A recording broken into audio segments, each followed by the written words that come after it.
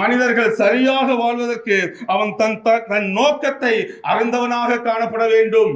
என்னுடைய நோக்கம் ஆண்டவருக்கு முன்பாக என்ன என்பதை அறிந்த ஒரு மனிதன் சரியான நோக்கத்திலே சரியான பாதையிலே பிரயாணம் பண்ண முடியும். சோ நமது வாழ்வின் நோக்கம் என்ன என்றால் நாம் அதை புரிந்து கொள்ள வேண்டும் என்றால் தேவ சாயலிலே உருவாக்கப்பட்ட நாம், தேவன் அவருடைய சாயலிலே நம்மை படைத்திருக்கிற அந்த ஒவ்வொரு மனிதர்களாகி நாம் அவரை போல மாற வேண்டும், கிறிஸ்துவை போல மாற வேண்டும். அவர் நன்மை செய்கிறவராக சுற்றி திரிந்தார் என்று வேதம் சொல்கிறது.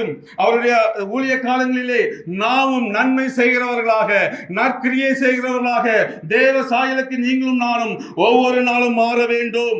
இதுதான் வேதம் நமக்கு கொடுத்திருக்கிறதான மிக பெரிதான ஒரு கட்டளை. நாம் அவரை போல மாறுவோம் என்றால் நம்முடைய ஒவ்வொரு அசைவும் ஆண்டவருக்கு நேராக இருக்கும் என்றால், நம்முடைய ஒவ்வொரு செயலும் கர்த்தருடைய நாமத்தை மகிமைப்படுத்தும் என்றால், நாம் தேவனை முன்னிறுத்தி அவருக்காக ஓடுவோம் என்றால் உலகம் இருளிலே இருக்கும், உங்களுக்கோ வெளிச்சம் உண்டாகும்.